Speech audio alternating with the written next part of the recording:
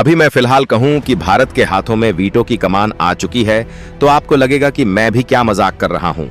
मैं आप लोगों से यह मजाक नहीं कह रहा हूं, बल्कि अब सचमुच यूनाइटेड नेशन के पावरफुल मंच पर भारत दुनिया के सामने वीटो पावर की कमान पकड़ने को तैयार है, जिसके बाद भारत छठवां ऐसा देश बनेगा जो कि यूनाइटेड नेशन का परमानेंट मेंबर होगा और वीटो पावर शैकोल होगी।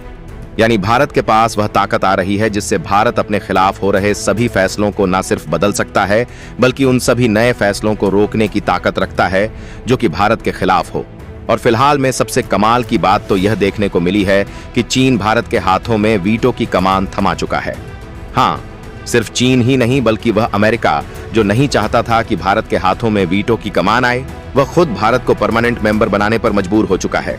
यही नहीं बल्कि इसी यूनाइटेड नेशन के मंच से जब हाल ही में भारत को वीटो पावर देने की चर्चा तेज हुई तो भारत के विदेश मंत्री एस जयशंकर जी ने तुर्की के पिछवाड़े पर ऐसी लात मारी कि तुर्की मुंह के बल गिर चुका है। तो चलिए पूरी डेवलपमेंट को समझते हैं कि कैसे भारत के हाथ में वीटो पावर की कमान आ चुकी है और भारत आखिरकार इसी वीटो पावर के पीछे पिछले कई सालों से पागल क्यों है। लेकिन आगे बढ़ने से पहले इस वीडियो को लाइक करके चैनल को सब्सक्राइब जरूर कर लीजिए। देखिए, जब यूनाइटेड नेशन में कभी जब भी कोई बड़ी मीटिंग होती है तो उसमें भारत को वीटो पावर मिलने की डिमांड ना हो, ऐसा हो ही नहीं सकता। और इस बार की जब मीटिंग हाल ही के दिनों में अमेरिका के न्यूयॉर्क के शहर में कंडक्ट हो रही है तो उसमें भी दुनिया के कोने कोने के सभी देशों के बड़े बड़े नेता मौजूद किए हैं। लेकिन वही पुरानी बहस भारत को वीटो पावर देने के लिए दोबारा से छिड़ चुकी है। लेकिन इस बार 146 देशों द्वारा भारत को समर्थन मिलना माहौल ही कुछ इस तरीके से बन चुका है कि अब भारत के हाथों में वीटो कमान आने से कोई रोक ही नहीं सकता। लेकिन सबसे पहले आप यह समझिए कि यूनाइटेड नेशन में आखिरकार वीटो पावर है क्या जिसके लिए भारत पगलाया हुआ है। तो देखिए, संयुक्त राष्ट्र यानी यूएन के अंदर सबसे ताकतवर संस्था है यूएन सुरक्षा परिषद यानी यूएन सिक्योरिटी काउंसिल यूएससी। इस परिषद में कुल 15 देश सदस्य होते हैं, जिसमें 5 परमानेंट मेंबर्स जिन्हें P5 कहते हैं और 10 नॉन परमानेंट मेंबर्स जो सिर्फ 2 साल के लिए चुने जाते हैं। अब खास बात यह है कि इन 5 स्थायी सदस्य देशों यानी कि P5 के पास ही वीटो पावर है। यह देश हैं अमेरिका, रूस, चीन, ब्रिटेन और फ्रांस। अगर इनमें से कोई भी देश किसी प्रस्ताव को ना कह देता है तो वह प्रस्ताव वहीं खत्म हो जाता है, चाहे बाकी 14 देश हाँ क्यों ना बोले। सोचिए, बाकी दुनिया किसी मुद्दे पर सहमत हो लेकिन एक देश का ना पूरे प्रस्ताव को गिरा देता है। यही है वीटो पावर की असली ताकत। इसी से तय होता है कि कौन दुनिया की राजनीति का असली खिलाड़ी है और कौन सिर्फ दर्शक।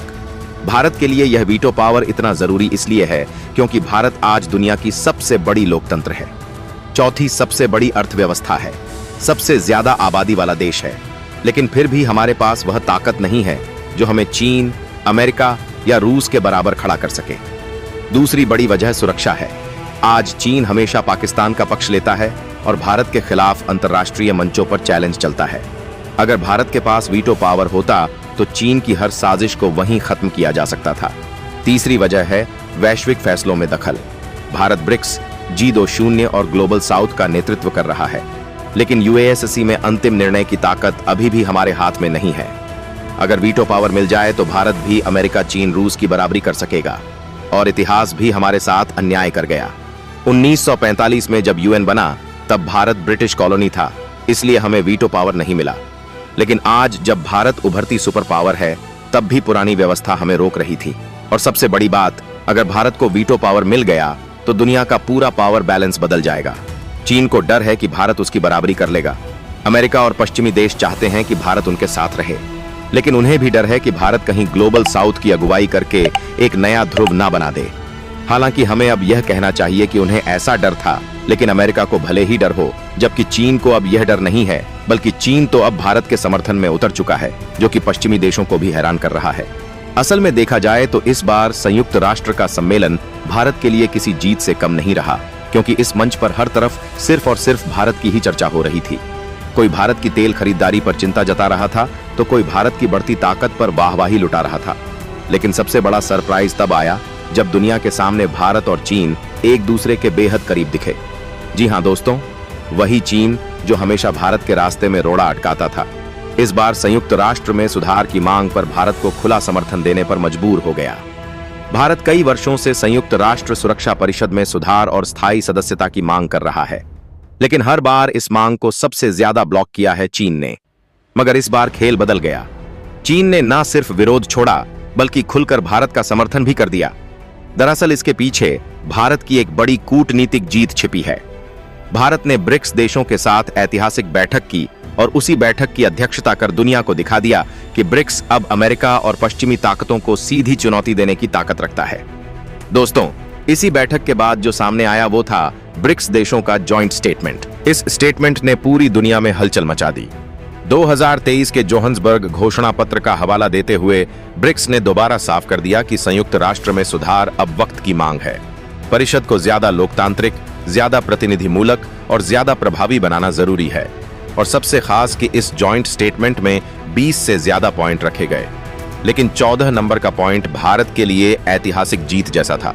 इसमें साफ साफ लिखा गया कि भारत और ब्राजील को सुरक्षा परिषद की स्थायी सदस्यता मिलनी चाहिए।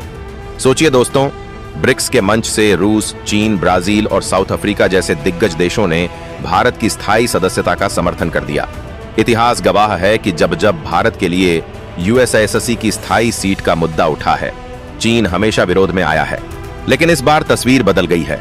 ऐसा लग रहा है जैसे संयुक्त राष्ट्र सुरक्षा परिषद में भारत का रास्ता खुद साफ हो रहा हो। भारत की ताकत, भारत की कूटनीति और भारत का दबदबा अब इतना बढ़ चुका है कि चीन भी साथ खड़ा होने पर मजबूर है। यही वजह है कि अब भारत की स्थायी सदस्यता और वीटो पावर की संभावना पहले से कहीं ज्यादा मजबूत हो गई है।